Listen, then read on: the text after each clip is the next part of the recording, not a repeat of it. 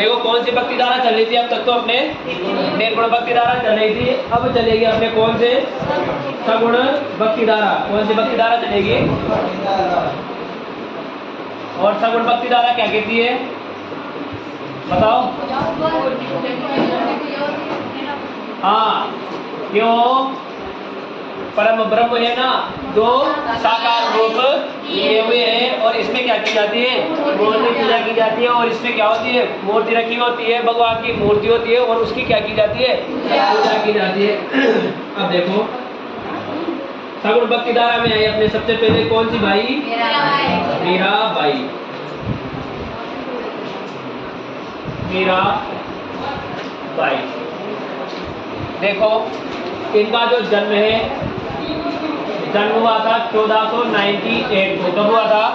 1498 को हुआ था। कहाँ पर हुआ था? तो जैतारण में। कहाँ पर हुआ था? जैतारण में। और जैतारण कौन से वन में है? ब्यावर में है। इनके थे दादा। कौन से? दादा। और दादा का नाम था राव दूधा। क्या नाम था? राव दूधा। और ये मेड़ता के क्या थे? राजा थे। कहाँ के राजा थे भाई? मेड़ता के राजा थे। इनके थे पिता। पिता का नाम था कौन सा? सिंह, रतन सिंह। कौन सा सिंह था? रतन सिंह। और रतन सिंह जो थे वो थे बाजोली के जागीरदार। कहाँ के जागीरदार थे? बाजोली के जागीरदार थे। समझ गए? इसके बाद देखो इनकी थी माता, और माता का नाम था वीर कौरी। क्या नाम था? वीर कौरी। इनकी क्या था? मम्मी का नाम था। और इनके एक था ब्रदर। कौन था? ब्रदर। और भाई का नाम था इनके जेमल। कौन सा मल? जेमल मेड़तिया। इसके बाद देखो मीरा का था मूल नाम, और मीरा को ही कहा जाता था पेमल। यानी मीरा का मूल नाम क्या था? पेमल था। इसके थे उपनाम। कौन से नाम? उपनाम। इन्हें कहा जाता है राजस्थान की राधा। कहाँ की राधा कहा जाता है?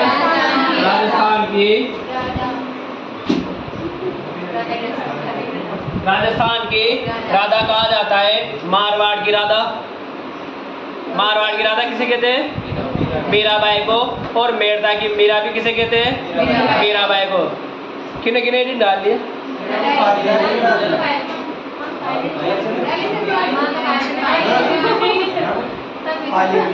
जैतारण ब्यावर।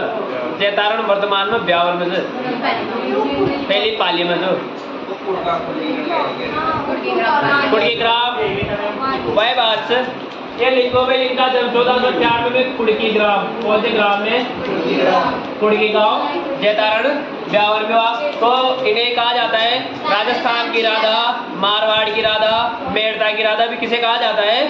मीराबाई को कहा जाता है। यदि इनके गुरुओं की बात करें, इसकी गुरुओं की बात करें, तो मीरा के जीवन में कुल 4 गुरु थे।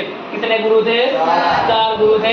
4 गुरु की बात करें, सबसे पहले आता है प्रारंभिक गुरु। कौन थे? प्रारंभिक गुरु। और प्रारंभिक गुरु का नाम था राजपुरोहित चंपाजी। कौन थे? राजपुरोहित चंपाजी। दूसरे गुरु बनाए थे इन्होंने धार्मिक गुरु, जो इन्हें किसकी शिक्षा देते थे? धर्म की शिक्षा देते थे। वो थे 3G। कौन थे? 3G। गुर्जर गजाधर गौड़। कौन थे?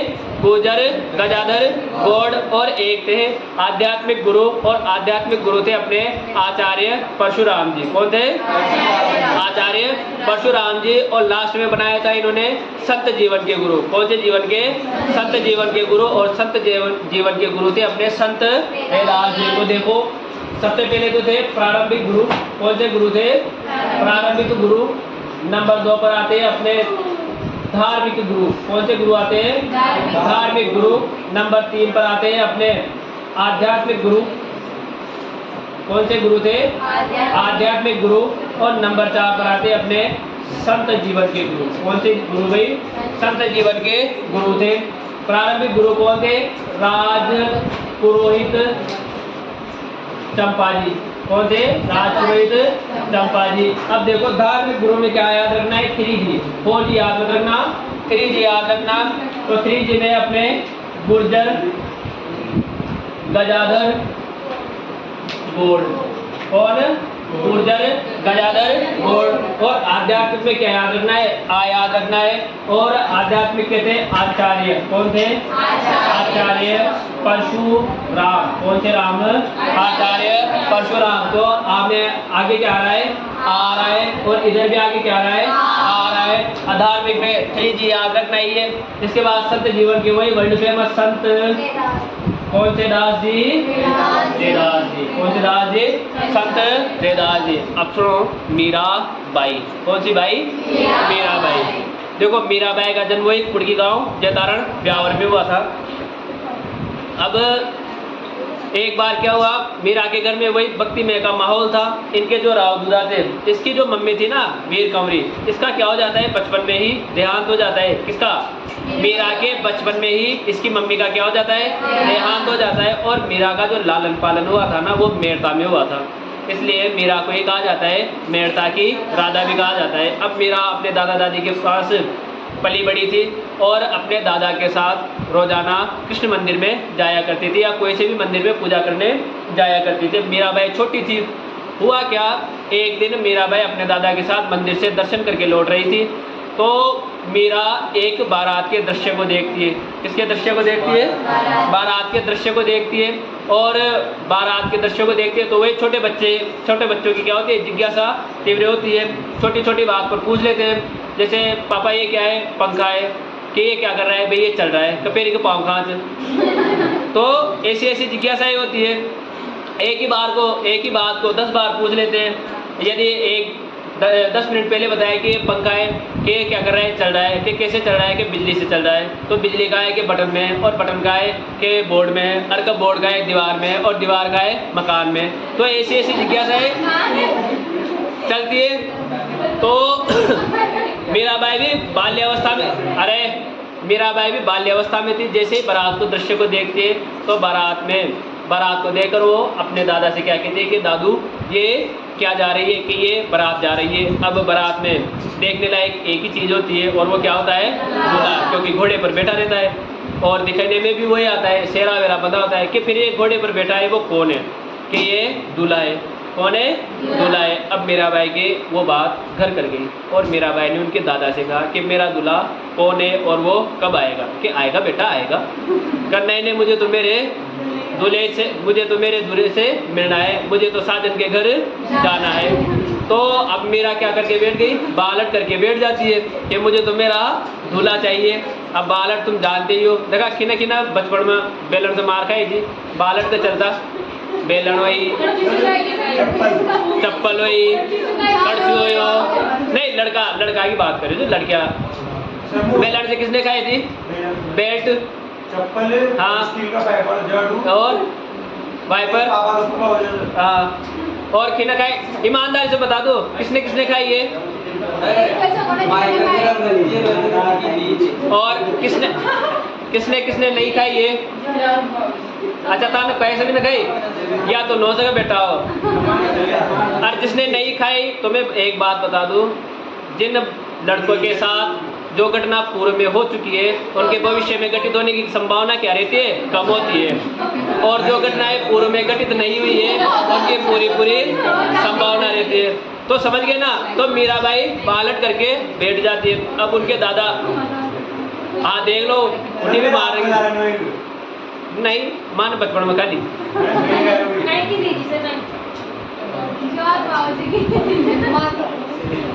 चुप हो जाओ, आगे देखो। आगे देखो भाई, आगे देखो। मीराबाई बालट करके बैठ जाती है। अब उनके दादा भी परेशान हो जाते हैं और वो क्या करते हैं? घर में कृष्ण भगवान की मूर्ति रखी होती है और मीराबाई से कहते हैं कि यो लतारो लाडो, यानी ये ले तेरा पति। अब मीराबाई कृष्ण भगवान को क्या मानने लग जाती है? पति मानने लग जाती है। और वो दिन रात पूजा करती किसकी और सेवा करती किसकी? कृष्ण की मूर्ति की। होता क्या है? सन आता है 1516। कौन सा सन आता है? 1516। और 1516 में मीराबाई का विवाह हो जाता है मेवाड़ महाराणा सांगा के बड़े बेटे भोजराज के साथ। किसके साथ होता है? भोजराज के साथ हो जाता है। अब हुआ क्या, भोजराज और मीराबाई, जैसे ही भोजराज मीराबाई के पास जाते हैं तो वही कहती है मीरा कि डोंट टच मी। क्या बोलती है भोजराज से कि डू नॉट टच मी, तुम मेरे पति नहीं हो। मैंने बचपन से ही एक ही को क्या माना है, पति माना है। और अपने संदूक में से वो कृष्ण भगवान की क्या वो मूर्ति निकाल दिए और कहती है कि भले आप कैसे भी हो लेकिन मेरे पति तो कौन है, कृष्ण भगवान है। उधर भोजराज जी भी राजा के बेटे थे कि ठीक है आपने ये पति माना है, आपको इनकी भक्ति करनी है, सेवा करनी है, करो, आई हैव नो प्रॉब्लम, मुझे किसी भी प्रकार की कोई समस्या नहीं है। अब उधर ये बात पता चल जाती है भोजराज जी के फ्रेंड सर्किल को। किसे पता चल जाती है? भोजराज जी के फ्रेंड सर्किल को। अब तय आज दोस्ती निभाने पर आ जाए तो दोस्त जैसा कोई साथी नहीं होता, और कमीनेपन पर आ जाए तो दोस्त जैसा कोई कमीना भी नहीं होता। अब उधर भोजराज जी की मजाक ही उड़ने लगी कि कशी लाडी ले रहा है जो ये कहता है दुल्हन न मान, समझ गए ना। तो भोजराज जी उन्हें एक ही बात कहते थे कि अपना कंपटीशन किससे? सीधा भगवान से। मैं किसको टक्कर दे रहा हूँ? भगवान को टक्कर दे रहा हूँ। यदि मैं मीरा के मन में अपने लिए प्रेम जगा पाया तो मैं हराऊंगा किसे? सीधे भगवान को हराऊंगा। और यदि नहीं जगा पाया तो मैं हारूंगा भी किससे? भगवान से हारूंगा। तो अपनी टक्कर में कोई छोटा मोटा नहीं है, सीधे कौन है? कृष्ण भगवान है। लेकिन ये इनका वैवाहिक जीवन केवल 7 वर्ष तक चलता है। कितने वर्ष तक चलता है? 7 वर्ष तक चलता है। सन आता है 1523 और 23 में भोजराज जी की क्या हो जाती है? मृत्यु हो जाती है और मीराबाई क्या हो जाती है? विधवा हो जाती है। इसके बाद मेवाड़ महाराणा थे सांगा। सांगा को पता था इसे कि ये कृष्ण भक्त थी, तो सांगा ये कहते हैं कि आपको बाहर जाने की जरूरत नहीं है।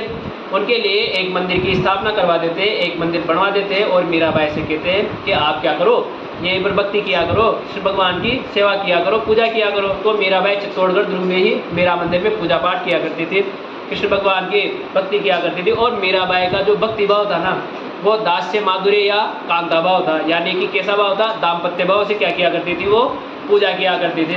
उधर मेवाड़ महाराणा सांगा की भी मृत्यु हो जाती है। मेवाड़ के अगले राजा बनते हैं रतन सिंह। कौन से सिंह बनते हैं? रतन सिंह बनते हैं। रतन सिंह के समय में भी मीरा को किसी भी प्रकार की कोई परेशानी नहीं हुई। उधर रतन सिंह के बूंदी विवाद के कारण जंगल में शिकार खेलने जाते हैं और वहीं पर क्या हो जाती है? मृत्यु हो जाती है। और फिर मेवाड़ महाराणा बनते हैं विक्रमादित्य। कौन बनते हैं? विक्रमादित्य बनते हैं। अब विक्रमादित्य के समय एंट्री होती है संत रैदास की। किसकी एंट्री होती है? संत रैदास की। बड़े ही जाने माने संत माने जाते थे। और वो कौन सी जाति के थे? चर्मकार थे। कैसे थे भाई? चर्मकार थे। और उस जमाने में वर्ण व्यवस्था थी, ब्राह्मण, क्षत्रिय, वैश्य और शूद्र। तो वो शूद्र जाति के थे और ऊंच नीच उस समय चरम सीमा पर थी। अब देखो मीराबाई के पति कौन थे? भोजराज जी। भोजराज जी के बाद मीरा को क्या होना था?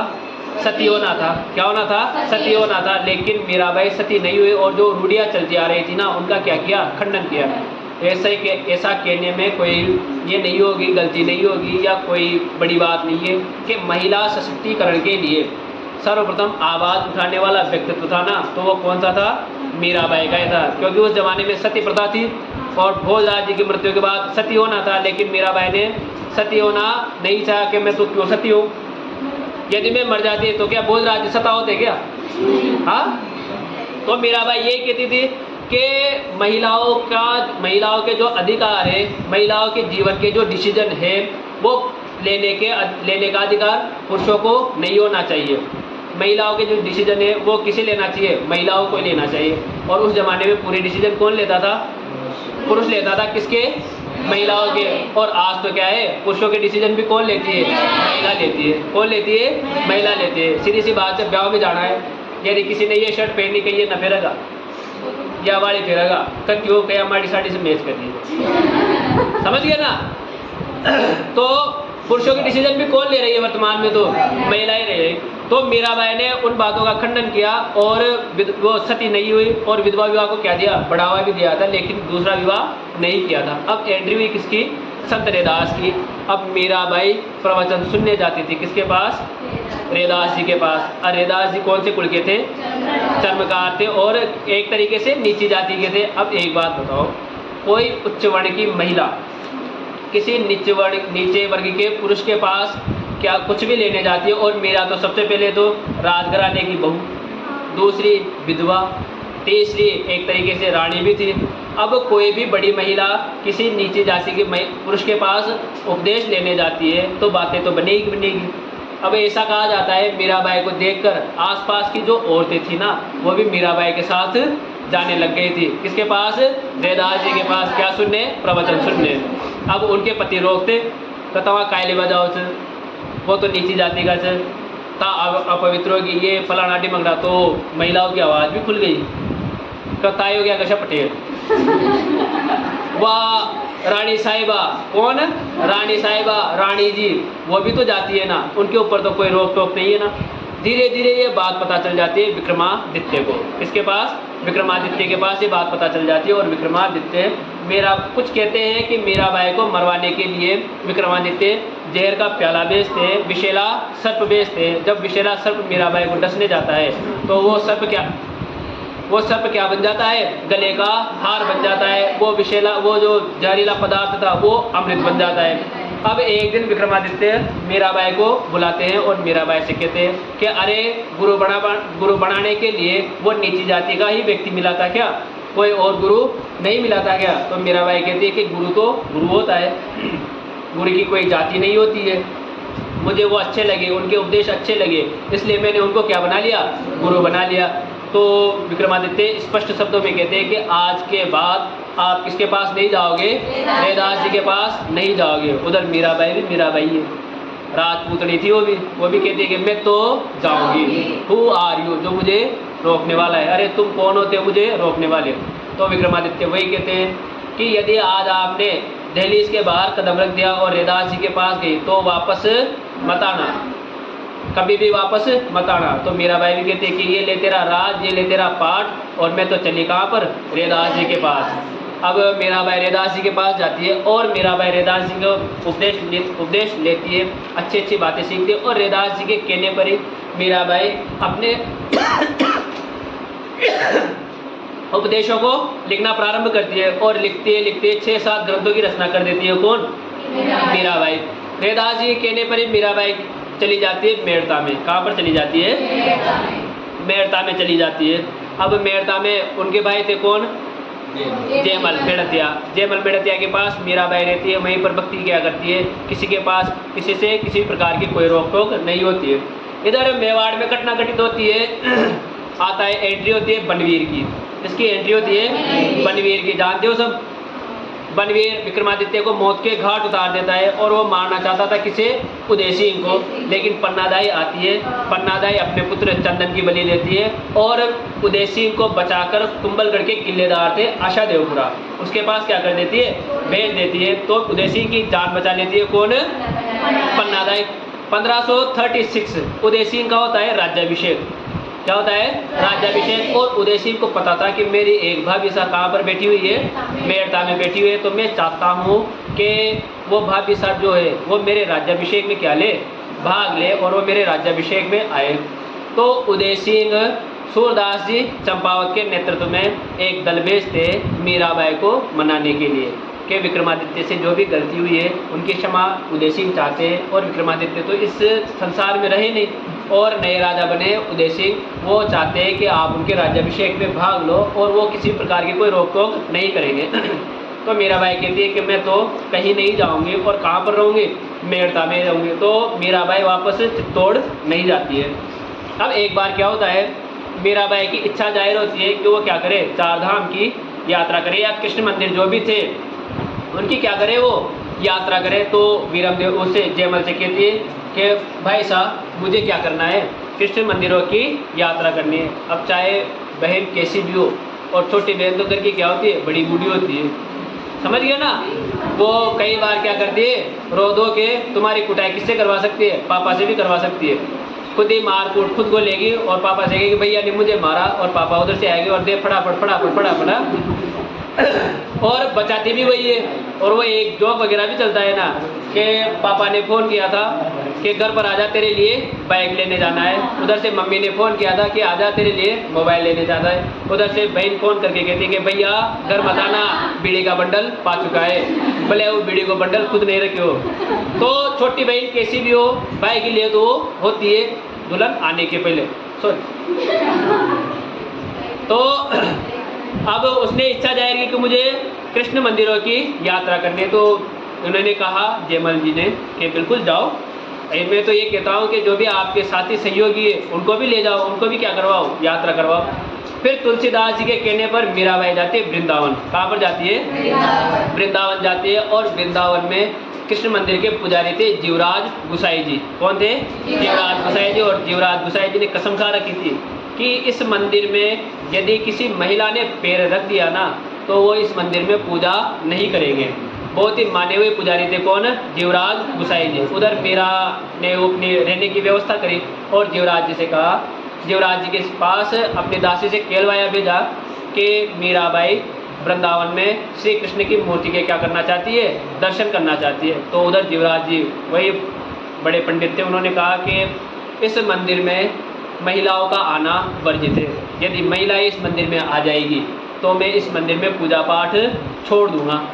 तो मीराबाई फिर कहलवाया भी जाती है कि जीवराज जी अपने आप को मर्द समझते हैं क्या? अरे इस संसार में तो केवल एक ही मर्द है और वो मर्द कौन है? श्री कृष्ण है। कौन है? श्री कृष्ण है। बाकी तो सब क्या है? औरतें हैं। क्या बाकी सब ही जुड़ा था? बाकी तो सब क्या है? औरतें। ये बात जैसे ही पता चलती है किसको? जीवराज गुसाई जी को मीरा के चरणों में गिर जाते हैं। और वहीं से एक संप्रदाय चलता है जिसका नाम है दास दासी संप्रदाय। और आज भी वृंदावन में और दास दासी संप्रदाय की जो प्रधान पीठ है वो प्रधान पीठ वृंदावन में बनी हुई है। और वहाँ पर आज भी जो पुरुष होते हैं ना वो महिलाओं की वेशभूषा धारण करते हैं और वहाँ पर क्या करते हैं? पूजा करते हैं। तो दास दासी कौन कौन गया वृंदावन? सगया देखी कोई न। तो ऐसा कहा जाता है दास दासी संप्रदाय की जो स्थापना हुई है वो मीरा के इस कथन से हुई है। इसके बाद मीरा कृष्ण के सभी मंदिरों की पूजा यात्रा करती है और अंत में जाती है वो द्वारिका गुजरात में। कहाँ पर जाती है? द्वारिका गुजरात में जाती है। अब द्वारिका गुजरात में जो सुकून मीरा को चाहिए था ना वो सुकून मिल जाता है उसे। कहाँ पर? द्वारिका गुजरात में। यानी कि उसका जो मन शांत होता है ना वो होता है द्वारिका गुजरात में। और वहाँ पर वो रहने लग जाती है। अपन भी अपने जीवन में भी कोई ऐसी जगह होती है जहाँ पर जाने से अपन के मन को क्या लगती है? सुकून। अपन का मन क्या होता है? शांत हो जाता है। जैसे किसी का मंदिर हुआ, किसी झील के किनारे, किसी तालाब के किनारे, किसी के खिड़की आगे देखो, किसी आगे देखो तो मन क्या हो जाता है? शांत हो जाता है। अभी मेरे जीवन में भी एक स्थान ऐसा है, नहीं 2 स्थान ऐसे हैं, मैं बता रहा हूँ ना, 2 स्थान ऐसे हैं जहाँ पर जाने से संसार की जितनी भी समस्याएं हैं, जितनी भी थकावट है वो क्या हो जाती है? दूर हो जाती है। एक तो वही अपना अल्लाह का घर मस्जिद, और दूसरी है हमारे गुरुजी का जो हमारे गुरुजी की जो पीठ है जयपुर में। कहाँ पर है? जयपुर में। अब जयपुर से वही 4-5 घंटे का सफ़र है, ट्रेन से जाओ चाहे गाड़ी से जाओ। तो जैसे ही वहाँ पर जयपुर जाते हैं पहले वो होटल में रूम वगैरह जो भी लेना होता है वो लेते हैं। और पहला काम क्या होता है? वहाँ पर दर्शन करने का होता है। जैसे ही उस गेट के अंदर एंट्री होती है ऐसा सुकून मिलता है, ऐसा सुकून मिलता है जैसे सुकून और कहीं है ही नहीं।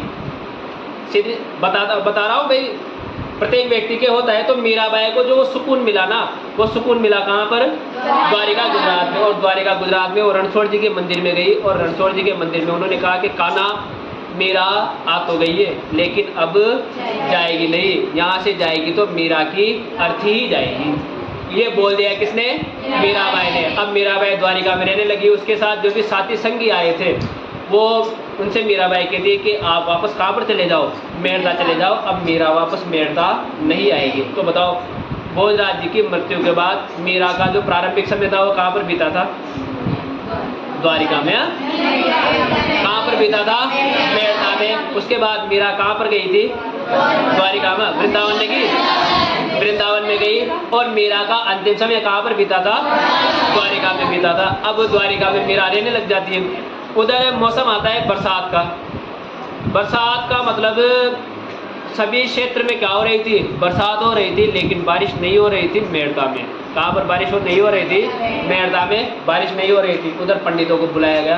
पंडितों ने टीपने देखे, अब आपने कर जाना भाई काफ रेणी छोड़, सारा संसार में बारिश हो रही है।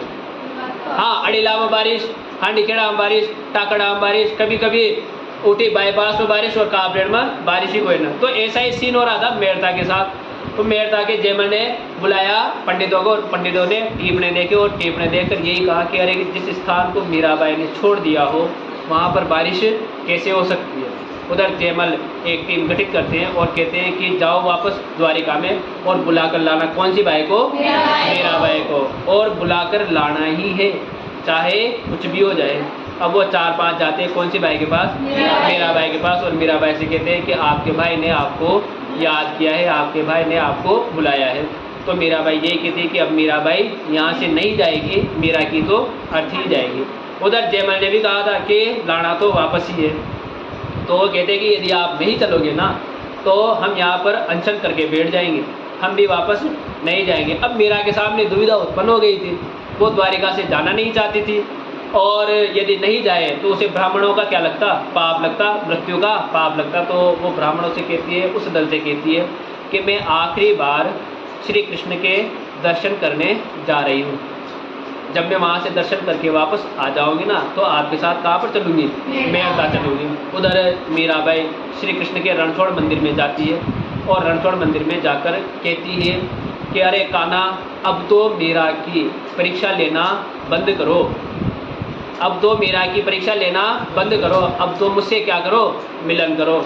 यानी मीरा बहुत ज़्यादा दुखी हो जाती है। ऐसा कहा जाता है उस कृष्ण की मूर्ति में, रणछोड़ जी की मूर्ति में चुंबकत्व पैदा होता है और समुद्र की लहरें उठने लग जाती है और मीरा अपने आप ही मतलब बढ़ने लग जाती है। किसकी तरफ, उस कृष्ण की मूर्ति की तरफ, रणछोड़ जी की मूर्ति की तरफ बढ़ने लग जाती है। अब धीरे धीरे मीरा अंदर जा रही थी, अंदर जा रही थी, अंदर जा रही थी।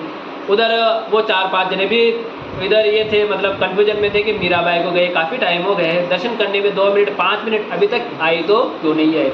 जब वो अंदर जाकर देखते हैं तो ऐसा कहा जाता है कि उन्हें केवल एक साड़ी का पल्लू दिखाई दे रहा था और वो पल्लू धीरे धीरे धीरे रणछोड़ जी के मंदिर में जा रहा था। वो 4-5 जने उस साड़ी के पल्लू को पकड़ते हैं और थोड़ा सा टुकड़ा फट जाता है खींचम दान में।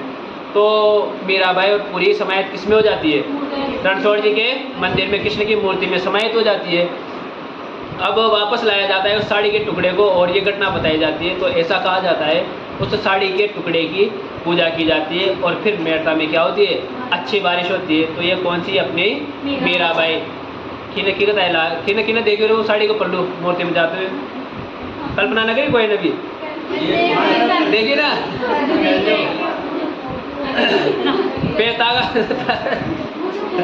पहुँच गए, द्वारिका पहुँच गया था ना। चौराहो कौन सी भाई, मीराबाई। मीराबाई के जन्म की बात करो तो 1498 को कहाँ पर हुआ था, कुड़की गांव जैतारण ब्यावर में हुआ था। और इनके दादा का नाम क्या था, क्या नाम था, राव दुदा। और ये कहाँ के राजा थे, मेड़ता के राजा थे। और इनके पिता का नाम क्या था, रतन सिंह। पिता का नाम क्या था, रतन सिंह, जो कहाँ के जागीरदार थे, बाजोली के जागीरदार थे। और इनकी माता का नाम क्या था, वीर कंवरी। और भाई का नाम क्या था, जयमल मेड़ता। और मूल नाम क्या था, पेमल। और इन्हें कहा जाता है राजस्थान की राजा कहा जाता है। आगे देखो मीरा के कितने गुरु थे, 4 गुरु थे। कितने गुरु थे, 4 गुरु थे। एक तो थे प्रारंभिक गुरु, एक थे धार्मिक गुरु, एक थे आध्यात्मिक गुरु और एक थे संत जीवन के गुरु। यदि प्रारंभिक गुरु की बात करूं तो प्रारंभिक गुरु थे राजपुरोहित चंपा जी। इसके बाद धार्मिक गुरु में श्री जी याद रखना है, गुर्जर गजाधर गौड़ याद रखना है। इसके बाद आध्यात्मिक गुरु थे अपने आचार्य परशुराम जी। और संत जीवन के गुरु कौन थे, संत रैदास जी। आगे देखो सन था 1516। कौन सा सन था, 1516। मीराबाई का विवाह, किसका विवाह, मीराबाई का विवाह होता है कौन से वार्ड में, मेवाड़ में। कौन से वार्ड में होता है, मेवाड़ में। और मेवाड़ के राणा थे सांगा। कौन थे, सांगा। सांगा के पुत्र थे भोजराज। कौन थे राज, भोजराज। और इन भोजराज के साथ ही मीराबाई का विवाह कब होता है, 1516 में होता है। किसके साथ होता है, भोजराज के साथ। 3rd grade 2018। कौन सा, 3rd ग्रेड 2018, जिसे जाना जाता था पहले रीड के नाम से। उसमें प्रश्न पूछा गया था मीराबाई के पति का नाम क्या था। अब याद है भोजराज, एक प्रश्न पूछा गया था, महाराणा प्रताप के हाथी का नाम क्या था? चेतक, आप आ जाए चेतक। हाँ, तो समझ गया ना? तो इनके पति का नाम क्या था? भोजा था।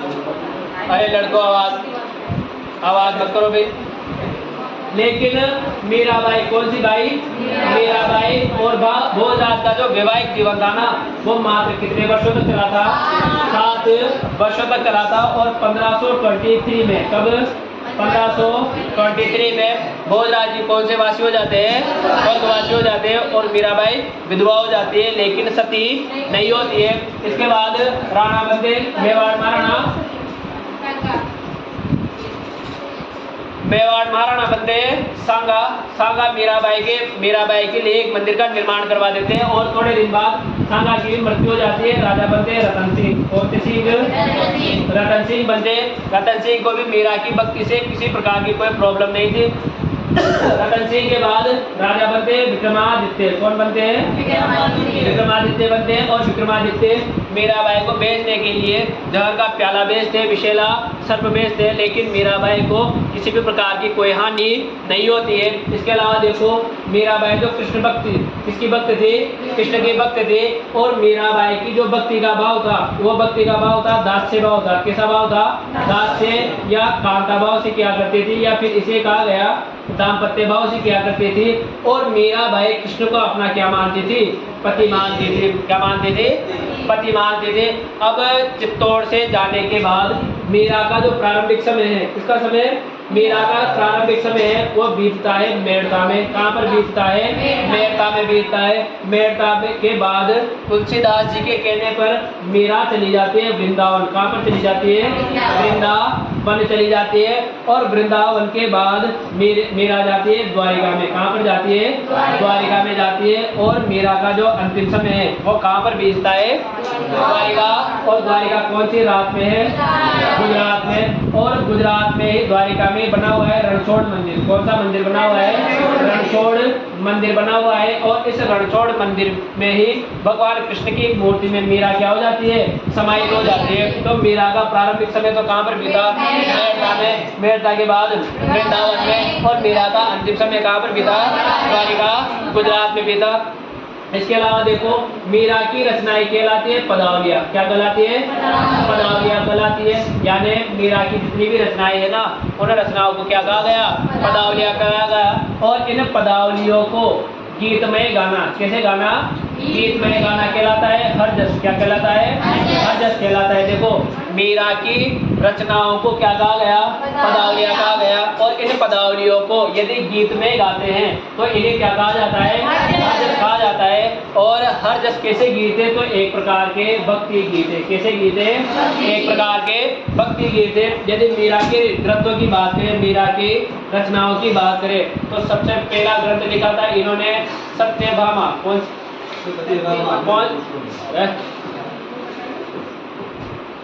सी भामा? गणित सत्यभामा। और ये सत्यभामा कौन थी? कृष्ण की पत्नी। और ये क्या किया करती थी? रूसा किया करती थी। क्या करती थी भाई? हाँ, रूसा ज्यादा करती थी, नाराज ज्यादा होती थी। तो इन्होंने एक ग्रंथ लिख दिया था सत्यभामा रो रोसणो। क्या लिख दिया था? सत्यभामा रो रोसणो। दूसरा लिखा था इन्होंने नरसी, हाँ ढीलाम से तो नरसी मेहतारी। कौन सी? नरसी मेहतारी हुंडी। नरसी आता है नरसी डीडो माइडो, जैसा प्रतिड़ा आ जाता है प्रतिड़ा थवान। ग्रंथ कौन सा लिखा था? नरसी मेहतारी हुंडी। तीसरा लिखा था इन्होंने रुक्मणी। कौन सी मणि? रुक्मणी मंगल। कौन सा मंगल? रुक्मणी मंगल। चौथा लिखा था इन्होंने मीरा की गरीबी। किसकी गरीबी? मीरा की गरीबी। पांचवा ग्रंथ लिखा था इन्होंने गीत गोविंद टीका। कौन सा ग्रंथ लिखा था? गीत गोविंद टीका। और छठा ग्रंथ लिखा था इन्होंने पदावलियाँ। कौन सा ग्रंथ लिखा था? पदावलियाँ लिखा था। और सातवां ग्रंथ लिखा था इन्होंने राग सोरठा। कौन सा ग्रंथ लिखा था? राग सोरठा ग्रंथ लिखा था। तो देखो, मीरा के जो प्रमुख ग्रंथ है सबसे पहले तो मीरा के ग्रंथों को क्या कहा, उपदेशों को क्या कहा गया, पदावलियां कहा गया। इन्हें गीत में गाना क्या कहलाया, हाजत कहलाया। तो एक प्रकार के कैसे गीत है, भक्ति गीत है। इसके अलावा इसके प्रमुख ग्रंथ कौन से, सत्यभामारो, दूसरो, नरसिंह मेहतारी, खुंडी, एक है कौन सा, रुक्मणी मंगल, एक है मीरा की गरीबी, एक है गीत गोविंद टीका, पदावलिया, और एक है राग सोरठा। अब देखो राजस्थान में मीरा मंदिर कहाँ कहाँ पर बने हुए हैं।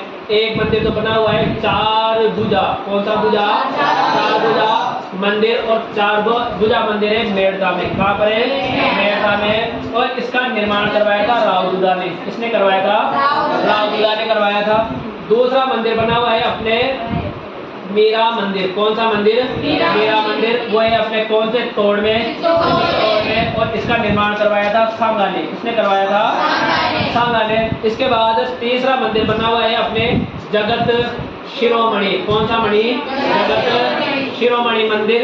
ये बना हुआ है अपने मेर ही मेर आमेर में। कौन से मेर में बना हुआ है, आमेर में बना हुआ है। और इसका जो निर्माण है, इसका जो निर्माण है वो थे आमेर के राजा मिर्जा राजा मानसिंह। कौन थे, मिर्जा राजा मानसिंह। और मिर्जा राजा मानसिंह की थी एक पत्नी जिसका नाम था कनकावती। कौन सी वती थी, कनकावती। इन दोनों से एक पुत्र हुए थे जिनका नाम था जगत सिंह। कौन सा सिंह था, जगत सिंह। कौन सा सिंह था, जगत सिंह। इस जगत सिंह की आकस्मिक क्या हो जाती है, मृत्यु हो जाती है। आकस्मिक क्या हो जाती है, मृत्यु हो जाती है। तो इस जगत सिंह की याद में ही रानी कनकावती जगत शिरोमणि मंदिर का क्या करवाती है, निर्माण करवाती है। और ये पत्नी किसकी थी, मिर्जा राजा मानसिंह की पत्नी थी। तो देखो जगत शिरोमणि मंदिर का निर्माण किसने करवाया था, कनकावती ने। किसकी याद में करवाया था। और जगत सिंह इसका क्या था, पुत्र। और मिर्जा राजा मानसिंह की क्या थी, पत्नी थी। अब इस मंदिर में वही मूर्ति रखी है जिसकी पूजा मीराबाई चित्तौड़गढ़ में किया करती थी। कहाँ पर किया करती थी, चित्तौड़गढ़ में किया करती थी। यदि वर्तमान में बात करें तो इस मीरा मंदिर चित्तौड़गढ़ में भगवान श्री कृष्ण की मूर्ति नहीं है, क्योंकि इस मंदिर की जो मूर्ति है ना वो वर्तमान में कौन से मंदिर में है, जगत शिरोमणि मंदिर में है। अब बताओ उस मंदिर में मीराबाई कृष्ण की पूजा किया करती थी और यहाँ पर वो मूर्ति आ गई है। तो मीरा से रिलेट होने के कारण इसे कहा जाता है मीरा मंदिर कहा जाता है। तो राजस्थान में मीरा के कितने मंदिर है, 3 मंदिर है। एक तो चार भुजा मेड़ता नागौर में, इसका निर्माण रावदुदा ने करवाया था। एक है मीरा मंदिर चित्तौड़ में, इसका निर्माण राणा सांगा ने करवाया था। एक है मीरा मंदिर आमेर में, इसका निर्माण इसे नाम तो क्या देंगे, जगत शिरोमणि मंदिर देंगे। और इसका निर्माण करवाया था रानी कनकावती ने अपने पुत्र जगत सिंह की याद में। लेकिन इस मंदिर में वही मूर्ति रखी हुई है जिसकी पूजा मीराबाई कहाँ पर किया करती थी, चित्तौड़गढ़ दुर्ग में किया करती थी। इसके बाद एक ग्रंथ है जिसका नाम है, हाँ नरसिंह जीरो मायरो। कौन सा मायरो, नरसिंह, अब आया था नरसिंह जीरो मायरो।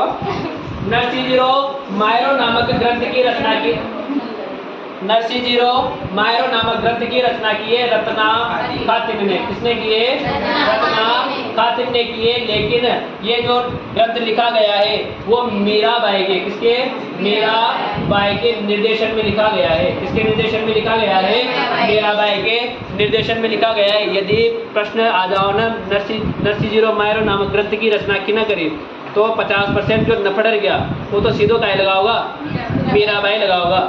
लेकिन नरसिंह जीरो मायरो नामक ग्रंथ की रचना किसने की है, रत्ना खातिन ने की है। और किसके निर्देशन में की है, मीराबाई के निर्देशन में की है। और चित्तौड़गढ़ दुर्ग में, कौन से दुर्ग में, चित्तौड़गढ़ दुर्ग में प्रतिवर्ष शरद पूर्णिमा को, कब, प्रतिवर्ष शरद पूर्णिमा और इसे कहा जाता है, तिथि आती है आश्विन पूर्णिमा को, चित्तौड़गढ़ दुर्ग में मेरा महोत्सव का आयोजन होता है। तो मेरा महोत्सव का आयोजन भी कहाँ पर होता है, चित्तौड़गढ़ दुर्ग में होता है। कहाँ पर होता है, चित्तौड़गढ़ दुर्ग में होता है। बताओ मीराबाई का विवाह कब हुआ था, 1516 में हुआ था। मेवाड़ के राणा कौन थे, सांगा के पुत्र कौन थे, इसके साथ क्या हुआ था, विवाह हुआ था। विवाह कितने वर्ष चला था, 7 वर्ष चला था। और मृत्यु कब होती है, 1523 में होती है। इसके बाद राणा सांगा की मृत्यु के बाद राणा कौन बनते हैं? रतन सिंह। रतन सिंह के बाद राजा कौन बनता है? विक्रमादित्य।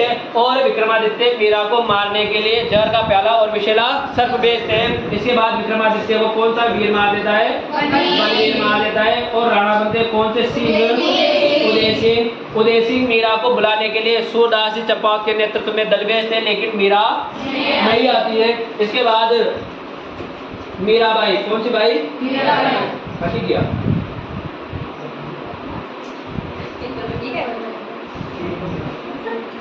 एक पेज छोड़ना।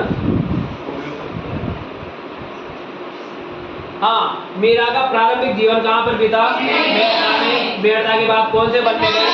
वृंदावन में। वृंदावन के बाद कहाँ पर गई? द्वारिका में। और मीराबाई का अंतिम समय कहाँ पर बीता था? द्वारिका में बीता था। और कौन से मंदिर में समाहित हुई थी?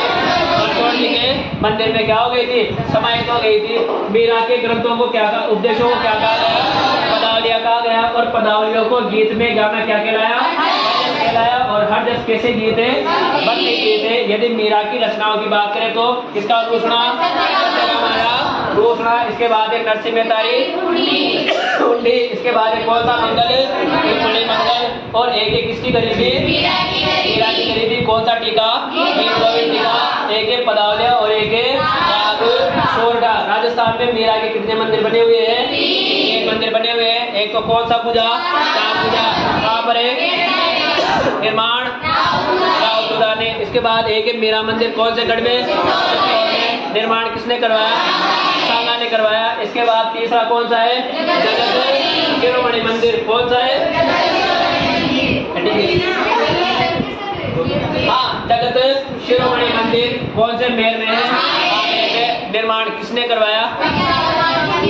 कनकावती ने। निर्माण किसने करवाया? कनकावती ने। किसकी याद में करवाया?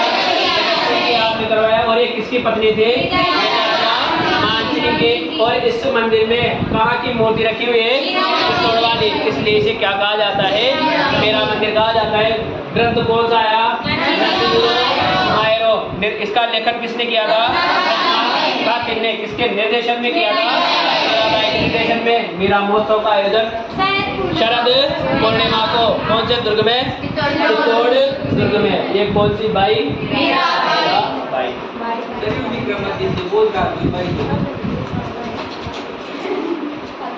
ताकत ध्यान खा रहा जरा। देखो भाई,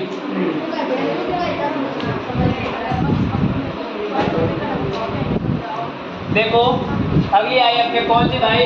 राणा बाई। कौन सी भाई? राणा बाई।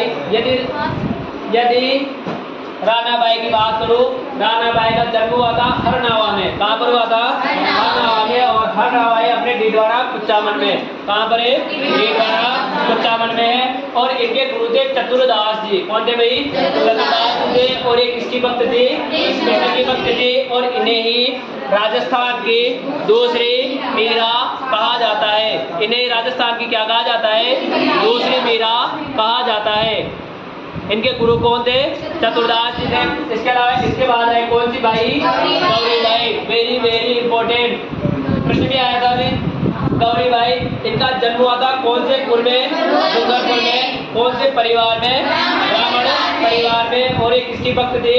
कृष्ण की भक्त थी। इन्होंने एक ग्रंथ लिखा था जिसका नाम था कीर्तन माला। कौन सी माला? कीर्तन माला ग्रंथ लिखा था। और ये इन्हें क्या कहा जाता है? वाकड़ की मीरा कहा जाता है। सबसे महत्वपूर्ण बात, डूंगरपुर के शासक थे जिनका नाम था शिव सिंह। कौन सा सिंह था? शिव सिंह था। शिव सिंह ने ही गौरी बाई के लिए डूंगरपुर में बाल मुकुंद मंदिर का क्या करवाया था? निर्माण करवाया था। इसके बाद आती है कौन सी बाई? बालाबाई। कौन सी बाई आती है?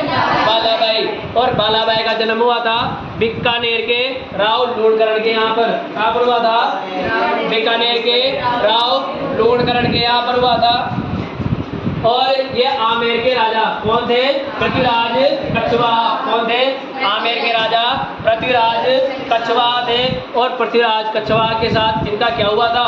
विवाह हुआ था। अब सुनना, एक बार क्या हुआ, मंदिर में गई हुई थी कौन सी बाई? बालाबाई। कौन सी बाई गई हुई थी?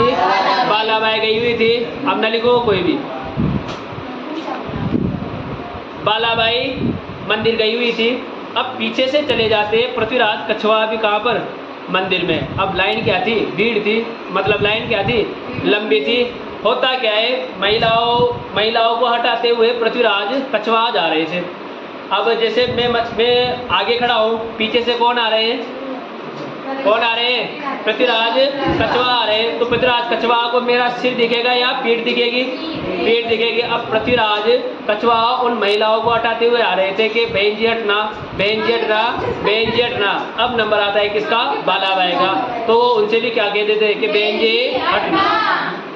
ये बात सुनते जैसे ही बालाबाई घूमती है, पृथ्वीराज कछवा के वक्त बदल जाते, हालात बदल जाते और जज्बात बदल जाते। लेकिन पृथ्वीराज कछवा एक ही बात कहते हैं कि मेरे मुंह से आपके लिए क्या निकल गया है, बहन निकल गया है, और मैं आजीवन अब आपको क्या मानूंगा, बहन मानूंगा। तो उन्होंने फिर उसे आजीवन क्या माना, बहन माना था। और इन्होंने अपना गुरु बनाया था कृष्णदास जी पेहारी को। किसे बनाया था, कृष्णदास जी पेहारी को बनाया था। इन्हें पेहारी इसलिए कहा जाता है क्योंकि इन्होंने जीवन में कभी भी अन्न का दाना नहीं लिया था। हाँ, अन्न का दाना नहीं लिया था और अपना जीवन किसमें निकाला था, पेय पदार्थों में निकाला था। जैसे पानी हुआ, छाछ हुआ, इसके अलावा दही हुआ, माउंटेन ड्यू हुई, थम्स अप हुई, इसके अलावा कोको कोला हुई। तो इसमें अपना जीवन निकाला था, इसलिए इन्हें क्या कहा गया, पेहारी कहा गया। इसके बाद इन्हें कहा जाता है आमेर की मीरा। क्या कहा जाता है, आमेर की मीरा कहा जाता है। इसके बाद है कौन सी बाई, समान बाई। समान बाई का जन्म हुआ था अपने अलवर में। और ये किसकी पुत्री थी, रामनाथ पड़िया की पुत्री थी। और ये किसकी भक्त थी, कृष्ण की भक्त थी। और इन्हें कहा जाता है मत्स्य की मीरा। यदि ऑप्शन में फिर ये नहीं हो, समान बाई नहीं हो, फिर किसे लगाओगे, मत्स्य की मीरा। हाँ, किसे लगाओगे, समान बाई नहीं हो तो नहीं, मीराबाई किसे लगा देगा,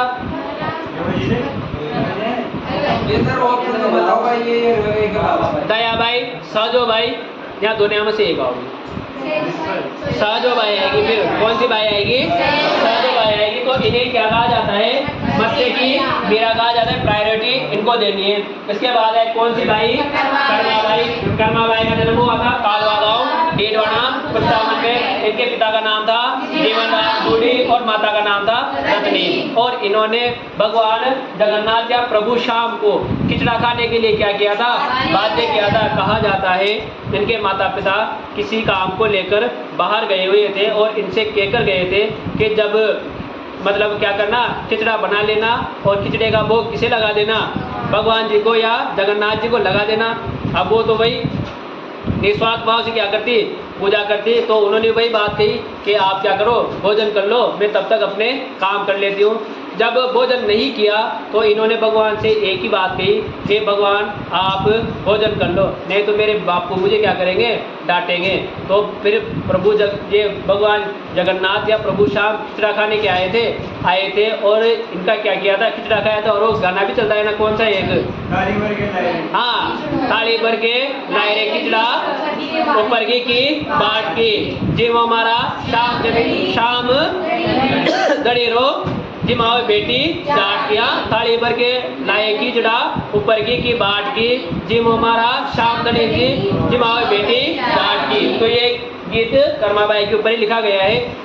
इसके बाद है कौन, भक्त कवि दुर्लभ। इनका कार्य क्षेत्र था वागड़, यानी इनका कार्य क्षेत्र कहाँ पर था, वागड़ था। और एक कृष्ण के क्या थे, भक्त थे। और इन्हें ही राजस्थान का क्या कहा जाता है, नरसिंह कहा जाता है। ये कौन सी भक्ति धारा हुई अपने, सगुण भक्ति धारा।